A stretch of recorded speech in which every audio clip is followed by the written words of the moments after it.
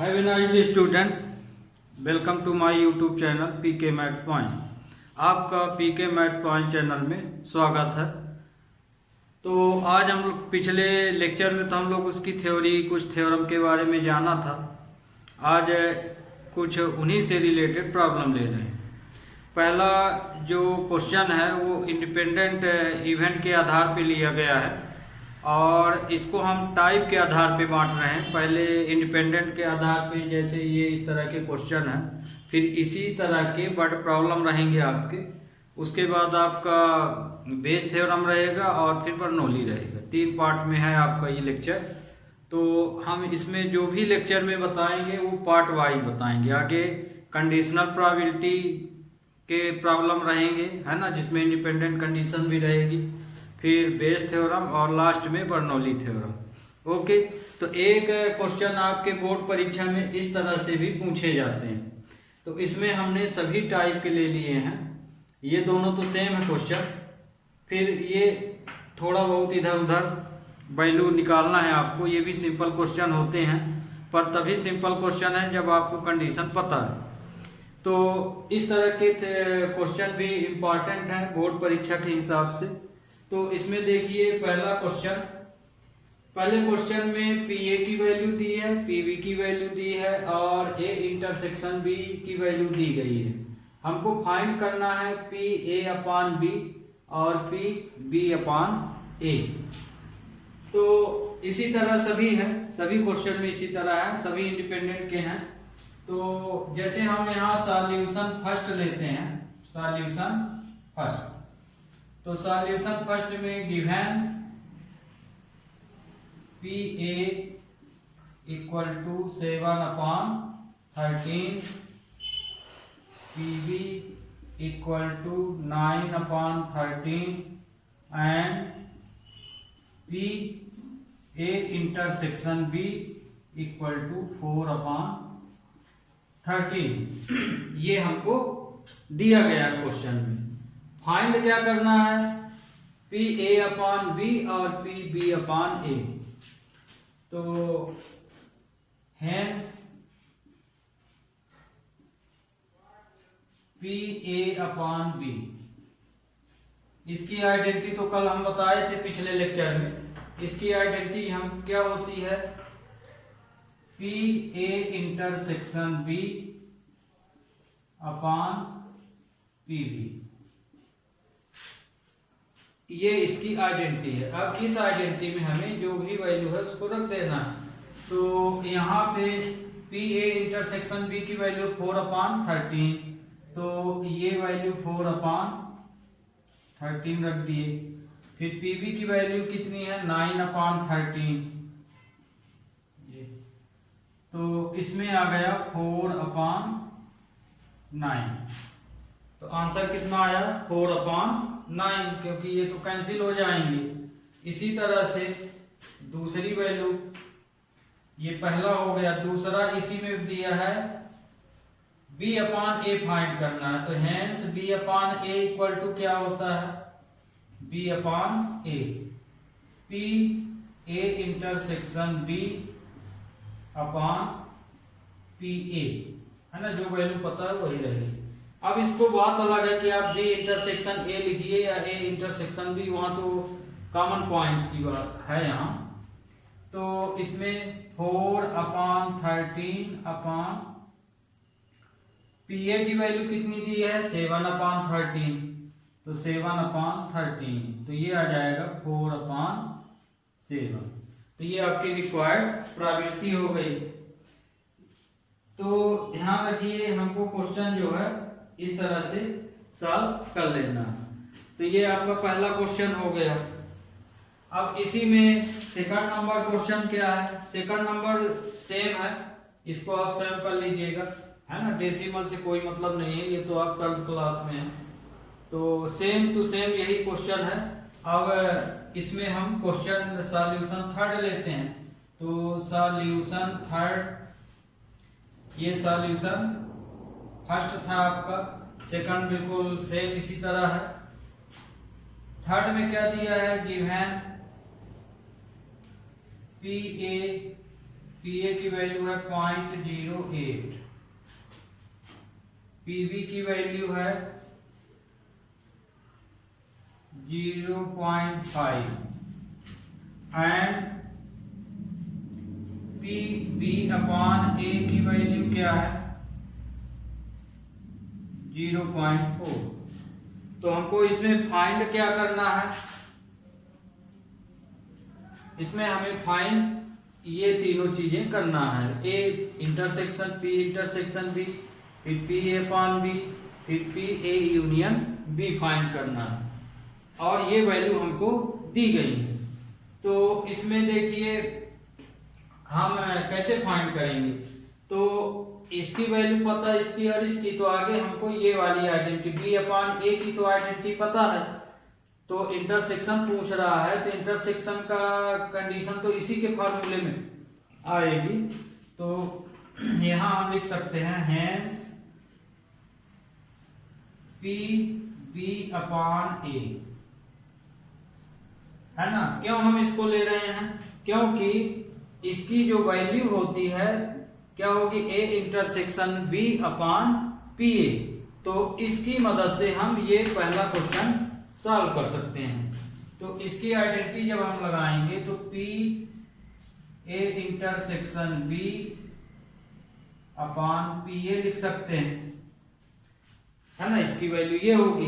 अब इसमें हम वैल्यू रख दें, तो पी ए इंटरसेक्शन बी की वैल्यू निकालना है, ये वैल्यू और ये वैल्यू हमको पता है, इसकी वैल्यू ये है और पी ए की वैल्यू ये, तो हम इसको लिख सकते हैं, यहां से वैल्यू रख दीजिए 0.04 है ना, बी अपॉन ए की वैल्यू ये है, और P A intersection B, P A की वैल्यू कितनी है 0.08,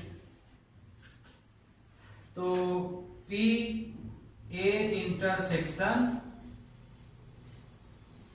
बी की वैल्यू आ जाएगी 4 × 0.08, तो आ जाएगी 32। तो इस तरह से हम किसकी वैल्यू निकाल लिए, ए इंटरसेक्शन बी की वैल्यू निकाल लिए।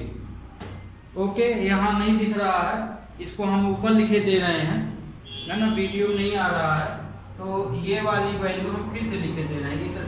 तो हम इसको लिख सकते हैं, इस वैल्यू को 0.4 × 0.8 = पी ए इंटरसेक्शन बी, अथवा पी ए इंटरसेक्शन बी = 0.32। तो इस तरह से हम किसकी वैल्यू निकाल लिए, पी ए इंटरसेक्शन बी, मतलब कि ए फाइंड हो गया। अब हमें क्या निकालना है, A P A upon B, तो पी ए अपॉन बी की वैल्यू इसका, तो ये जो क्वेश्चन था ये ए नंबर का सॉल्यूशन हो गया। बी नंबर हमको फाइंड क्या करना है, find P A upon B find करना है हमको, ये दिया गया है। तो इसमें identity P A upon B की आइडेंटिटी क्या होती है, P A intersection B upon P B होता है। तो ए इंटरसेक्शन बी की वैल्यू तो हम ये निकाल लिए यहाँ पे, तो क्योंकि पी ए इंटरसेक्शन बी की वैल्यू हम लोग निकाले 0.32 और पीबी की वैल्यू पहले से दी गई है ये, तो पीबी और ए इंटरसेक्शन बी की वैल्यू यहाँ रख देंगे, तो वैल्यू किसकी फाइंड हो जाएगी, ए अपॉन बी की। तो ये हो गया 0.32 अपॉन पीबी की वैल्यू है 0.5, ये आपकी रिक्वायर्ड प्रोबेबिलिटी आ गई। अब इसको आप सिंप्लीफाई और करना चाहें तो कर सकते हैं। अब यहाँ पे माने डेसिमल में भी इसको डिवाइड कर सकते हैं लाइक टर्म बना के, तो अब तो आपको समझ में आ गया होगा। इसी तरह से ए यूनियन बी निकालना है, तो ए यूनियन बी निकालने के लिए यहाँ देखिए हम सॉल्यूशन फर्स्ट यहाँ पे मिटाए दे रहे हैं,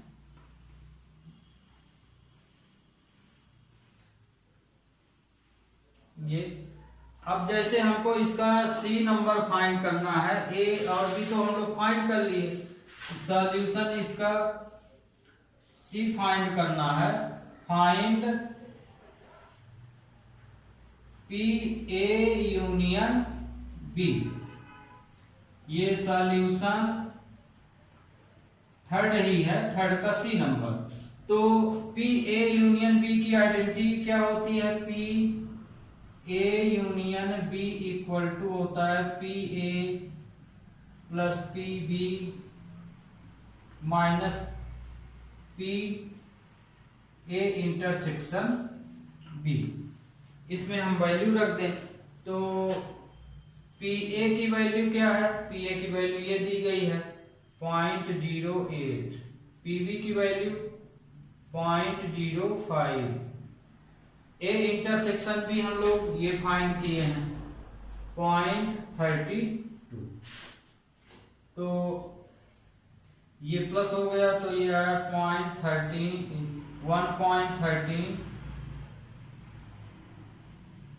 1.3 आया माइनस 32।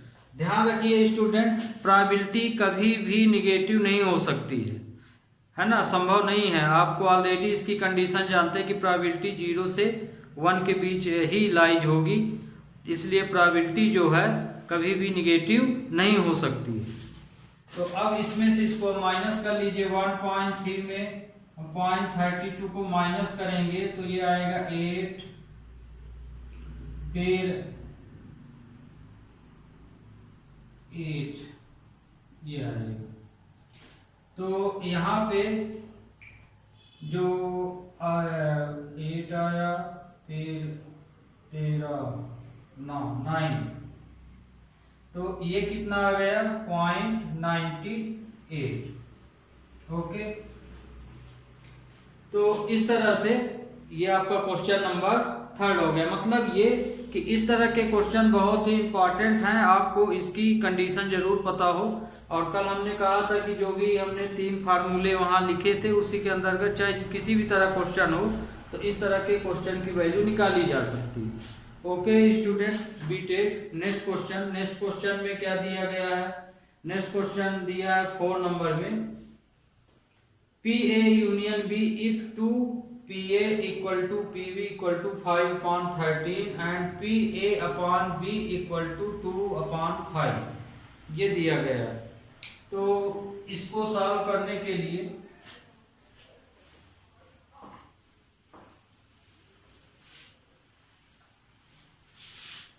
यहाँ पे देखिए अब क्वेश्चन नंबर 4 सॉल्यूशन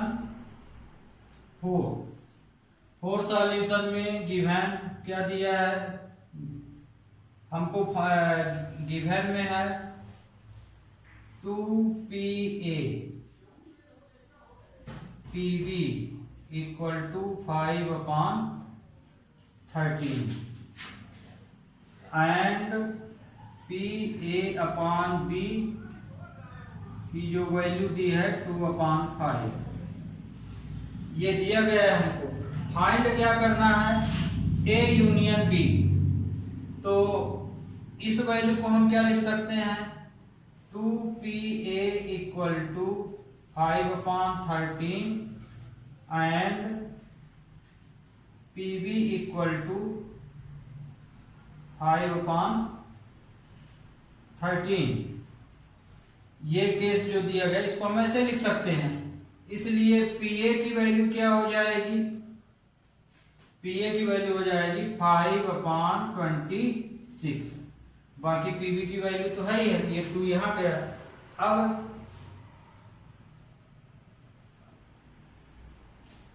अब देखिए PA यूनियन B निकालना है और A/B की वैल्यू दी गई है, लेकिन PA यूनियन B की यदि हम कंडीशन लिखे यहाँ पे तो क्या होगा, PA union B equal to PA plus PB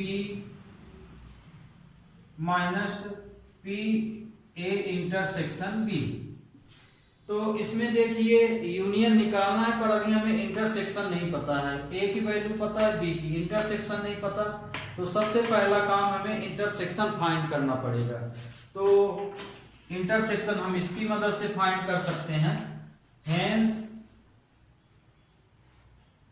P A upon B, ये हो जाएगा P A intersection B upon P B. तो यहाँ ए अपॉन बी की वैल्यू ये दी गई है, पी बी की वैल्यू पता है, तो हम इंटरसेक्शन हम निकाल सकते हैं। तो ये हो जाएगा 2/5 P A intersection B upon P B की वैल्यू क्या है 5/13, 5/13। इसका यहाँ क्रॉस मल्टीप्लाई होगा तो 2/5 into 5/13 P A intersection B आया। तो ये 5 से 5 कैंसिल हो गया, तो यहाँ पे पी ए इंटरसेक्शन बी की वैल्यू आई 2/13 आ गई। अब हमें इंटरसेक्शन भी मिल गया, तब यूनियन मिल जाएगा। Hence P A union B equal to P A plus P B minus P A intersection B. We know that P union B equal to PA plus PB minus PA intersection B। अब इसमें value आप रख दीजिए, तो P A union B equal to PA की value क्या है, PA की वैल्यू 5/26 है, 5/26। PB की वैल्यू 5/13 और ए इंटरसेक्शन भी ये निकाल लिए हैं 2/13, 2/13। एलसीएम ये 26, तो 5 + 10 - 4, तो इसकी वैल्यू कितनी आई 15 - 4/26। तो ये वैल्यू आ गई 11/26। ये आपकी रिक्वायर्ड प्रोबेबिलिटी। तो पी ए यूनियन बी की वैल्यू आई 11/26। ओके, तो इस तरह से स्टूडेंट आपको ये भी क्वेश्चन सॉल्व कर लेना। ये भी सेम इसी की तरह है, इसमें जो आपको क्वेश्चन बता दिए गए सेम उसी तरह से ये आपका 5th नंबर भी है। ए की वैल्यू है, बी की है, यूनियन की है, तो इंटरसेक्शन तो इसकी वैल्यू रख देंगे तो इंटरसेक्शन निकल आएगा, है ना। फिर ए अपॉन बी की वैल्यू निकालने को बोला है, तो ए अपॉन बी की वैल्यू आप क्या रखेंगे, A intersection B upon B रख देंगे तो आपको पी ए अपॉन बी की वैल्यू मिल जाएगी। ओके, वैसे इसको भी बता ही देते हैं। तो ये क्वेश्चन देखिए, इसको भी देख ही लीजिए। ये आपका 5th नंबर है। यहाँ देखिए इसकी वैल्यू है, इसकी है और इसकी। हमको फाइंड क्या करना है, फाइंड हमको पी ए इंटरसेक्शन बी में पी ए अपॉन बी और पी बी अपॉन ए फाइंड करना। तो देखिए यहाँ पे पी ए की वैल्यू है, पी बी की है और पी ए यूनियन बी। तो ए यूनियन बी की आइडेंटिटी से हमें इंटरसेक्शन मिल जाएगा। तो इसमें हम कौन सा फार्मूला यूज करेंगे, पी ए यूनियन बी का। Hence we know that P A union B equal to P A plus P B minus P A intersection B. ये आइडेंटिटी होती है। अब इस आइडेंटिटी में वैल्यू रख दीजिए, तो इससे हमें किसकी वैल्यू मिलेगी, इंटरसेक्शन की। तो ए यूनियन बी की वैल्यू है 7/11, पी ए की वैल्यू है 6/11, पी बी की वैल्यू है 5/11 minus P A intersection B. तो ये 7/11 minus 6/11 minus 5/11 minus P A intersection B हुआ। इसको एलसीएम ले लीजिए 11, तो 7 minus 6 minus 5 P A intersection B. तो 11 में 4 माइनस करेंगे तो कितना आएगा, -4/11 minus P A intersection B. तो ये माइनस कैंसिल हो गया। तो पी ए इंटरसेक्शन बी की जो वैल्यू आई वो क्या आई, 4/11 आई। अब हमें A intersection B, A number इसका सॉल्व हो गया है ना, ये ए नंबर था। बी नंबर में क्या बोला है, बी में है find P A upon B, हमको ये फाइंड करना है। तो इसकी आइडेंटिटी क्या होती है, P A intersection B upon B, ये। तो इसकी आइडेंटिटी में वैल्यू रख दीजिए, इंटरसेक्शन की वैल्यू ये है और पीबी की वैल्यू ये रखी हुई है। तो ये वैल्यू फार्मूला जैसे इसमें hence P A upon B equal to हम लिख सकते हैं P A intersection B upon B, इसको लिख सकते हैं। तो P A upon B equal to, A intersection B की वैल्यू है 4/11, तो ये हो जाएगा 4/11 और पीबी की वैल्यू कितनी है, पीबी वैल्यू 5/11 है, 5/11, तो ये आ गया 4/5। इसी तरह से सी नंबर में फाइंड करना है पी बी अपॉन ए। तो बी अपॉन ए की आइडेंटिटी यूज कर लीजिए, hence P B upon A equal to P A intersection B upon A. अब ए इंटरसेक्शन बी की वैल्यू है 4/11, तो ये हो जाएगा 4/11 और पी ए की वैल्यू है 6/11। तो आपका आंसर आया 4/6। अब इसको कट करेंगे तो 2 और ये 3, तो इसकी वैल्यू 2/3 आ गई।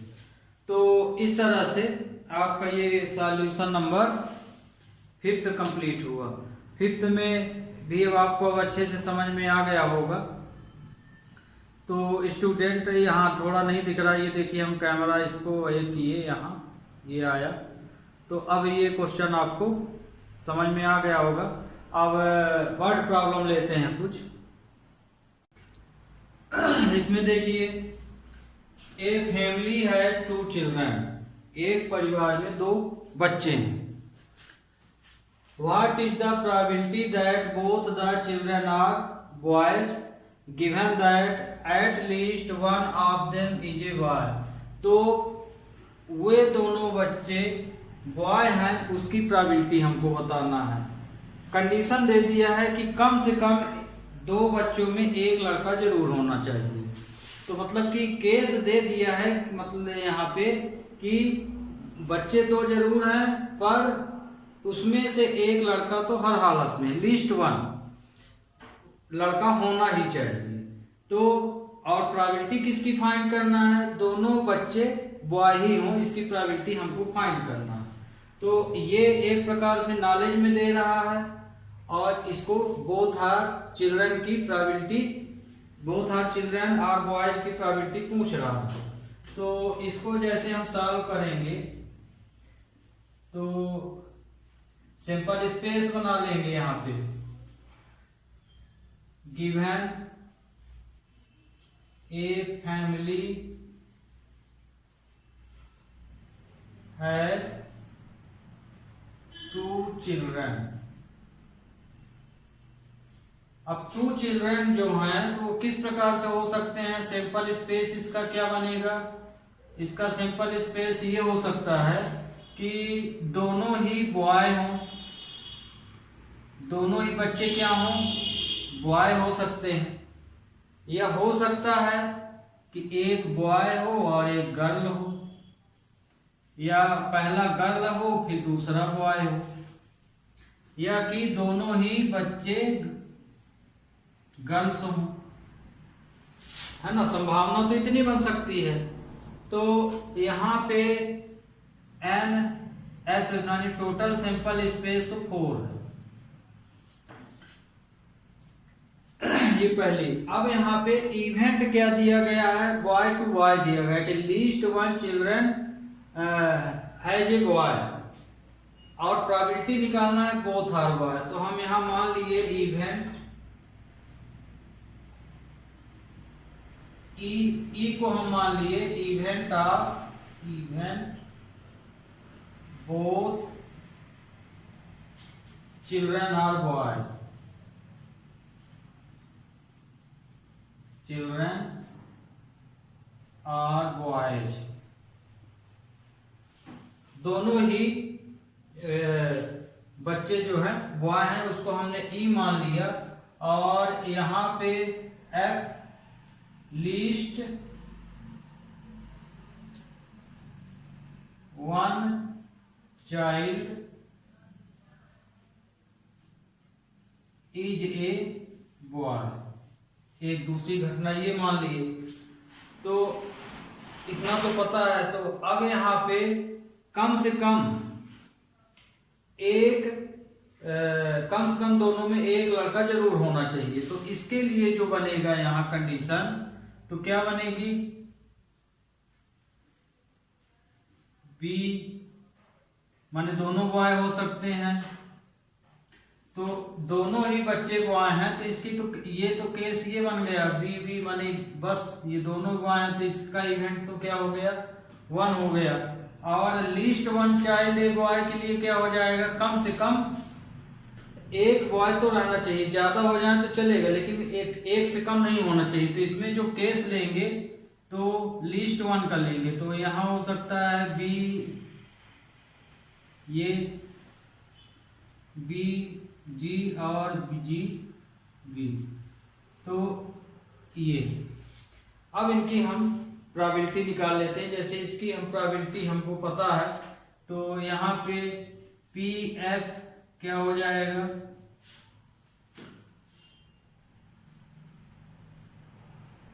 एन ई अपान एन एस, इसकी वैल्यू हो जाएगी 3/4। क्यों? क्योंकि इसमें नंबर ऑफ इवेंट कितने हैं?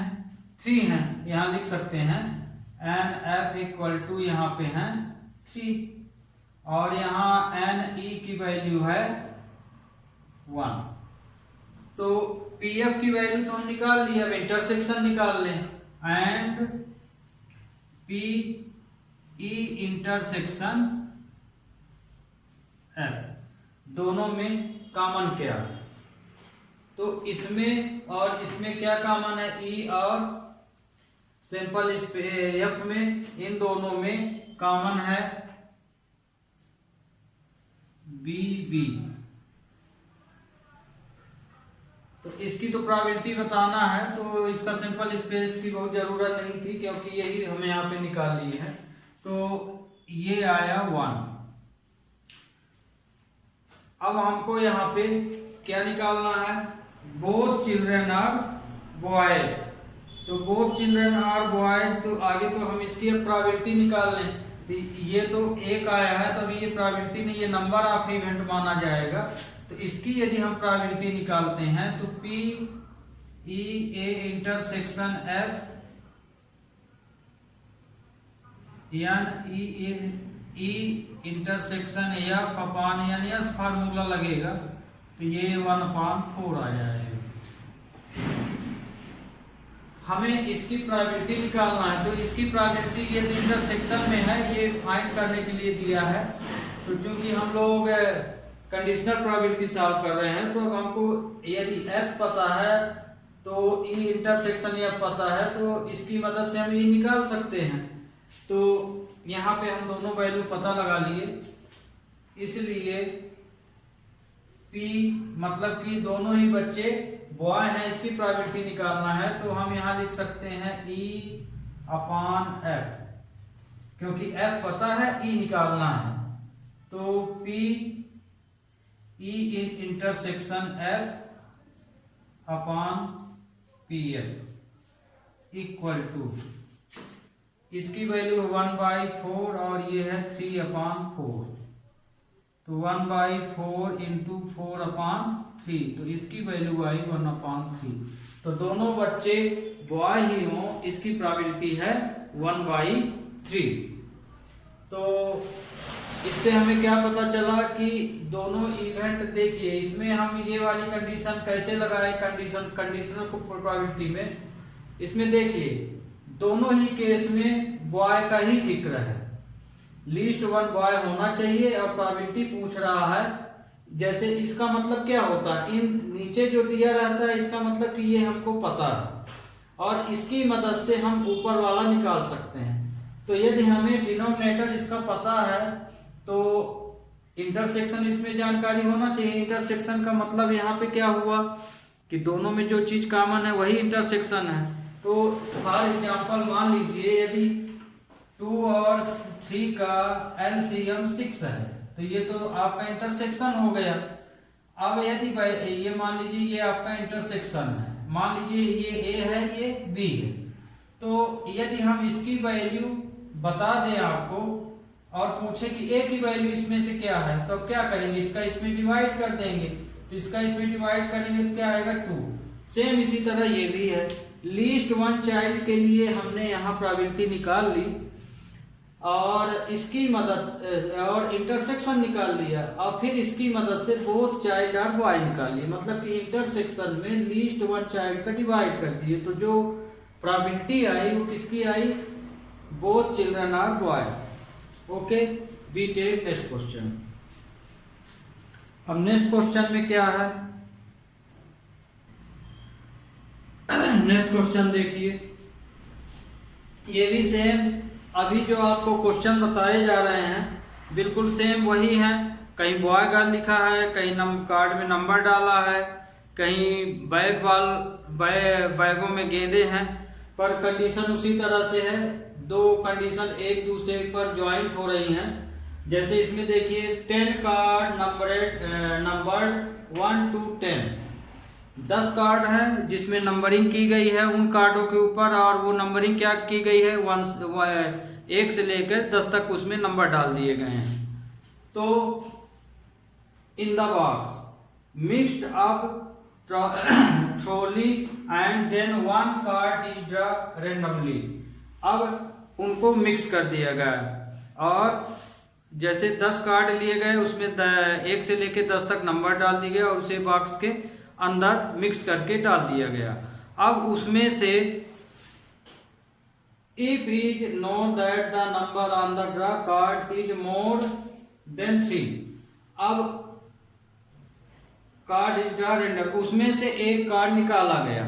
उसमें से कितने कार्ड निकाले गए, एक कार्ड, मतलब कि 10 कार्ड हैं, 10 कार्ड को मिक्स करके बॉक्स में डाल दिया गया और उस बॉक्स में से रेंडमली माने बिना देखे हुए एक कार्ड हम लोग खींच रहे हैं। तो कार्ड में जो नंबर आने की प्रोबेबिलिटी है वो क्या दे दी गई है, मोर देन 3।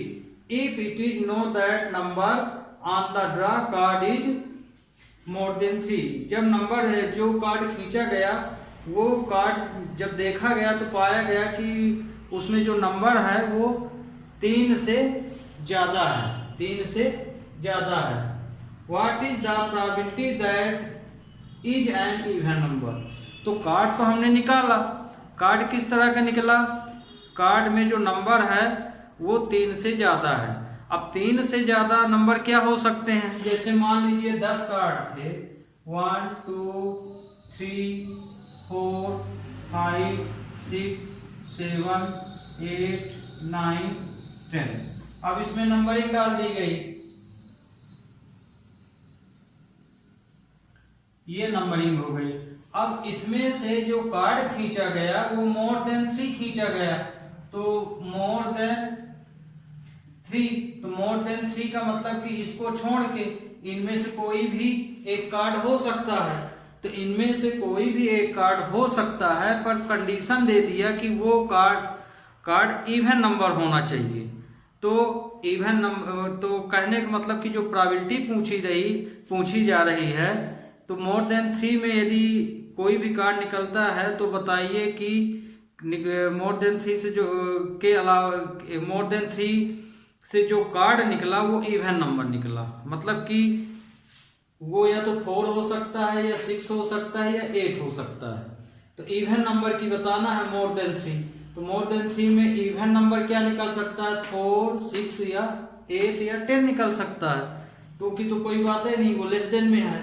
तो यहाँ पे अब क्या कर लेना है, सैंपल स्पेस आपको पता है टोटल 10 कार्ड है, तो यस की वैल्यू तो 10 बनेगी, है ना, यानी यस।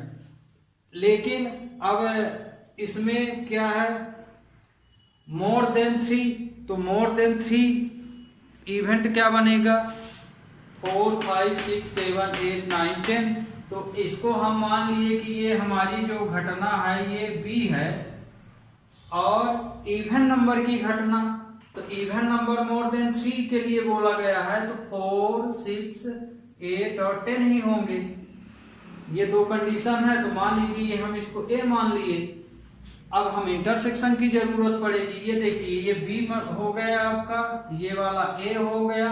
अब इन्हीं दोनों से इंटरसेक्शन निकालेंगे, तो इंटरसेक्शन इसमें से क्या निकलेगा, इवन। तो इंटरसेक्शन इसमें आपका निकलेगा 4, 6, 8 और 10 ही निकलेगा। ओके, तो अब इस तरह से आप क्वेश्चन समझ गए होंगे। अब इसको प्रॉपर्ली ढंग से हम लोग सॉल्व कर लेते हैं।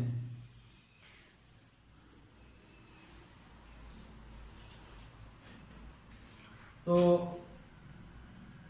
हियर टोटल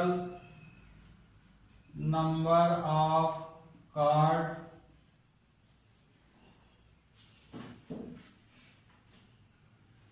कितने हैं, नंबर ऑफ कार्ड या नंबर 1 to 10 डाला गया है, तो मतलब कुल मिला के एनएस बराबर 10 ही दिया गया है।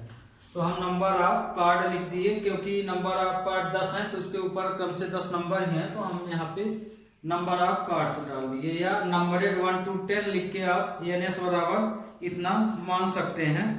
तो यहाँ एनएस की वैल्यू 10 है, या कि आपको मान लीजिए सैंपल स्पेस बनाना है, तो सैंपल स्पेस में जो 10 कार्ड है तो उसमें जो नंबर डाले गए हैं 1, 2, 3, 4, 5, 6, 7, 8, 9, 10 डाले गए। इसको ऐसे भी बना सकते हैं, और जरूरी भी है क्योंकि इसी से देख के तो हम दूसरे इवेंट बनाएंगे।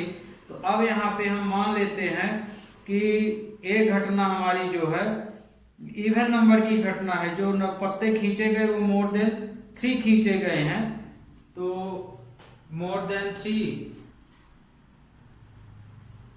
लेट इवेंट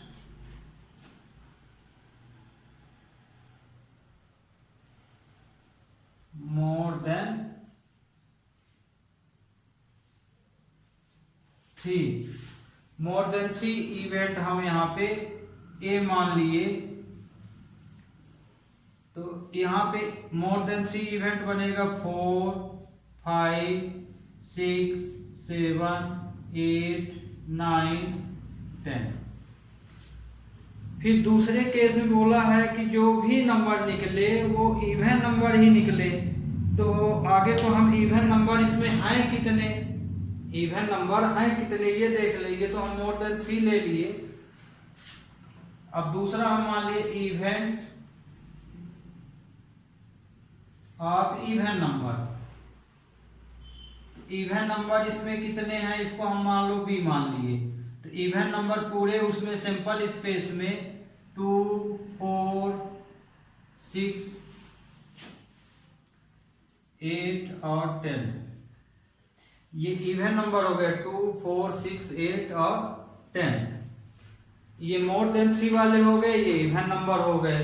अब इसमें इंटरसेक्शन निकालना है, तो इंटरसेक्शन आप कैसे निकालेंगे? इंटरसेक्शन जो कॉमन हो दोनों में उसी को हमको निकाल लेना है। तो इसलिए ए इंटरसेक्शन बी, इसमें क्या आ जाएगा 4, 6, 8, 10 आ जाएगा। इन दोनों से इंटरसेक्शन यही निकलेगा। अब हमको जो प्रोबेबिलिटी बोली गई है, तो ध्यान रखिए प्रोबेबिलिटी यहाँ पे, इसकी भी प्रोबेबिलिटी आप निकाल सकते हैं। जैसे ये पता है आपको, तो Na की वैल्यू यहाँ पे कितनी हो गई, इसमें कुल 7 है, 7 डिजिट है। तो Na इक्वल टू आप यहाँ लिख सकते हैं Na 7 है, तो इसकी प्रोबेबिलिटी 7/10 कर सकते हैं। इसी तरह से इसकी भी प्रोबेबिलिटी आप निकाल सकते हैं। जैसे ये NB की वैल्यू यहाँ पे क्या है 5 है, ये 5 है, तो इसकी प्रोबेबिलिटी क्या हो जाएगी PB इक्वल टू 5/NB/NS, तो ये आ जाएगा 5/10। इसी तरह से इसकी वैल्यू निकालना है, तो Na पता है, तो PA की वैल्यू यहाँ पे आ जाएगी 7/10। तो ये देखिए यहाँ से आप हम सिंपल स्पेस से ये निकाल लिए, क्योंकि NS की वैल्यू यहाँ पे क्या है 10 है, NS इक्वल टू 10। तो अब आप देख लीजिए क्वेश्चन आपको समझ में आ ही रहा होगा। अब ये जो वैल्यू निकाले हैं इसको हम लास्ट वे में निकाल सकते थे और यहाँ भी निकाल सकते हैं। तो ये इंटरसेक्शन ये आया, तो ये N इंटरसेक्शन AB माना जाएगा। तो ये है वैल्यू 4, 1, 2, 3, 4 एलिमेंट है, तो इसकी प्रोबेबिलिटी क्या निकल जाएगी PA इंटरसेक्शन B, इसकी प्रोबेबिलिटी 4/10 निकलेगी। NA इंटरसेक्शन B, NS आएगा यहाँ, तो ये हो जाएगा 4/10। तो ये देखिए अब पूरी प्रोबेबिलिटी हम लोग निकाल लिए। अब हमको क्या निकालना है, कंडीशन ये दिया है कि जो कार्ड है वो 3 से, जो कार्ड खींचा गया उसमें जो नंबर निकला है वो मोर देन 3 निकला है। अब यदि वो मोर देन 3 है तो नंबर इवन होना चाहिए, ये केस दिया है। तो ये देखिए यहाँ पे AB जो केस बनाए हैं, तो AB केस में इंटरसेक्शन जो निकला है आपको, तो मोर देन 3 ही निकला है। तो यदि हम इसमें से इसका डिवाइड कर दें तो हमें A की वैल्यू माने मोर देन 3 की वैल्यू पता हो जाएगी, है ना। इवेंट A में मोर देन 3 ये हमको बोल दिया गया है, तो मोर देन 3 ये घटना है और इंटरसेक्शन ये। तो यदि हम इसमें इंटरसेक्शन की डिवाइड ले लें या यहाँ पे B/A कंडीशन ले लें, तो ये वाली वैल्यू पता चल जाएगी। इसलिए B/A इवन नंबर की बोला है, तो देखिए B हम किसको माने हैं इवन नंबर, तो B/A इवन नंबर आने की प्रोबेबिलिटी बताना है। और कैसी प्रोबेबिलिटी, जो मोर देन 3 होना चाहिए। तो P इसकी वैल्यू क्या होती है A इंटरसेक्शन B/PB, ये A है तो PA हो जाएगा। तो PA इंटरसेक्शन B की वैल्यू है 4/10 और PA की वैल्यू क्या है, PA की वैल्यू 7/10 निकालें, तो ये आंसर आ गया 4/7। तो even more than 3 even number आने की प्रोबेबिलिटी हो गई 4/7। Okay student, be take next question. Next में अब देखिए क्या है। तो स्टूडेंट नेक्स्ट क्वेश्चन आज हम नहीं हो पाएगा क्योंकि टाइम बहुत हो गया है। अगले लेक्चर में अभी यही क्वेश्चन हम जारी रखेंगे। इसके कुल 5 या 6 लेक्चर होंगे प्रोबेबिलिटी के, और सभी क्वेश्चन इसमें इम्पॉर्टेंट ही ले रहे हैं और परीक्षा में कोई ना कोई जरूर आपका में आ जाएगा। तो इन क्वेश्चनों को आप थोड़ा अच्छे से समझिएगा। हम तो अपने ढंग से समझा ही रहे हैं, आप भी अपने ढंग से समझिएगा, जहाँ ना आए समझ में तो कमेंट भी दे सकते हैं, नहीं तो फिर समझने का तरीका सबका अलग अलग होता है। Okay, have a nice day.